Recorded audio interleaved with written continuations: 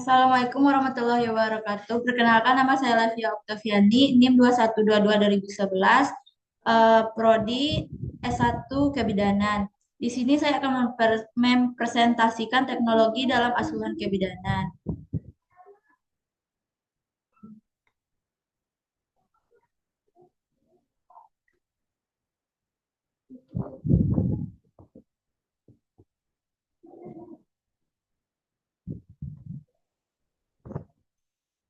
Yang pertama, apa yang dimaksud dengan telemedis? Menurut definisi dari WHO, telemedis juga dikenal sebagai telehealth, merupakan pengiriman layanan perawatan kesehatan dengan pertimbangan jarak dan menggunakan teknologi informasi serta komunikasi yang meliputi pertukaran informasi diagnosis, pengobatan dan pencegahan penyakit cedera, penelitian dan evaluasi. Kemudian ada pendidikan berkelanjutan penyedia layanan kesehatan. Tuntunan akan telemedis di Indonesia sendiri cukup tinggi, mengingat persebaran tenaga kesehatan yang belum merata, maldistribusi fasilitas kesehatan, dan hambatan geografis yang menantang.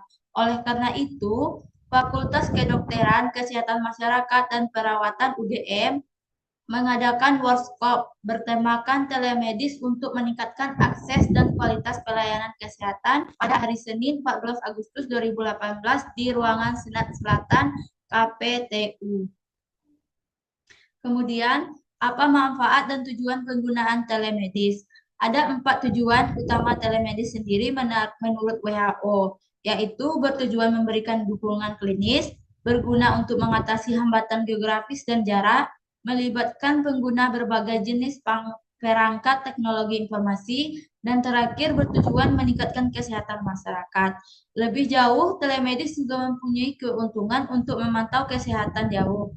Jenis perawatan ini dapat mengurangi biaya, berpotensi membuat orang yang tinggal lebih lama di rumah sakit mereka sendiri, dan membantu dokter untuk lebih mudah menyesuaikan perawatan sesuai dengan pilihan pasien dan ketersediaan layanan. Pada dasarnya, fitur telemedis memfasilitasi sistem rujukan pasien ke rumah sakit atau rumah sakit ke rumah sakit, sehingga transmisi data dengan teknologi mengurangi risiko kerusakan atau kehilangan di perjalanan. Jadi, pasien tidak perlu lagi khawatir lupa dokumen, datang saat ke rumah sakit atau rujukan. Yang ketiga, apa itu pelayanan telemedis? Pelayanan telemedis antar fasilitas pelayanan kesehatan yang selanjutnya disebut pelayanan telemedis adalah telemedis yang dilaksanakan antara fasilitas pelayanan kesehatan satu dengan fasilitas pelayanan kesehatan yang lainnya berupa konsultasi untuk menegakkan diagnosis, terapi, dan pencegahan penyakit. Yang keempat, apa saja jenis-jenis telemedis? Berikut ini ada 3 jenis telemedis. Yang pertama, straight and forward.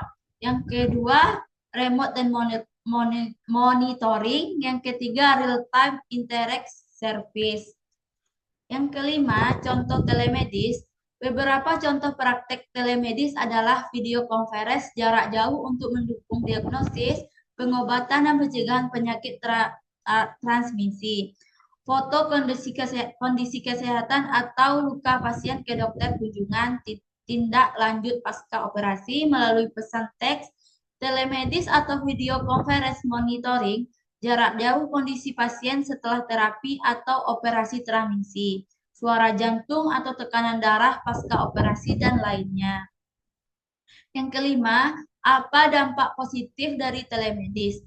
Penggunaan telemedis dapat mengurangi penularan pada pasien berisiko serta peningkatan akses lainnya kesehatan bagi masyarakat umum. Telemedis memiliki banyak manfaat untuk memudahkan praktek dokter dan meningkatkan kualitas layanan kesehatan pasien. Yang ketujuh, sebut dan jelaskan apa yang dimaksud dengan telehealth. Menurut definisi dari WHO, telemedis juga dikenal sebagai telehealth, merupakan pengiriman layanan perawatan kesehatan dengan mempertimbangkan jarak dan penggunaan teknologi informasi serta komunikasi. Yang meliputi ada 4, yaitu pertukaran informasi diagnosis, yang kedua pengobatan dan pencegahan penyakit dan cedera, yang ketiga penelitian dan evaluasi, Yang keempat, pendidikan berkelanjutan, penyediaan layanan kesehatan. Terus yang kedelapan, beda telehealth dan telemedit. Secara khusus, telemedik mengacu pada layanan klinis jarak jauh. Sementara itu, telehealth dapat merujuk pada layanan non klinis jarak jauh, khususnya untuk praktek selain layanan kesehatan, misalnya seperti pelatihan, pertemuan administratif, dan penanganan kedokteran berkelanjutan. Yang kesembilan, manfaat dari telehealth. Manfaat dari telehealth bisa mendapatkan berbagai pelayanan melalui telehealth. Telehealth sangat membantu untuk memantau dan mengatasi masalah kesehatan yang sedang dihadapi, seperti perubahan pengobatan atau kondisi kesehatan kronis. Kemudian yang terakhir, apakah telehealth sama dengan telenursing? Telenursing merupakan bagian dari telehealth, yaitu pemberian pelayanan kesehatan oleh perawat ketika jarak menjadi hambatan dalam pemberian pelayanan kesehatan dengan menggunakan teknologi informasi dan komunikasi seperti telepon, konferensi, dan sistem monitoring jarak jauh untuk mendapatkan informasi yang valid, sehingga dapat menegakkan diagnosa, melakukan intervensi, dan mencegah penyakit atau kecelakaan, penelitian dan evaluasi, serta untuk pendidikan berkelanjutan bagi pemberi pelayanan kesehatan yang bertujuan untuk meningkatkan kesehatan individu dan komunikasi, yaitu menurut WHO tahun 2010. Sekian presentasi dari saya. Bila ada salah kata atau saya mohon maaf. Wassalamualaikum warahmatullahi wabarakatuh.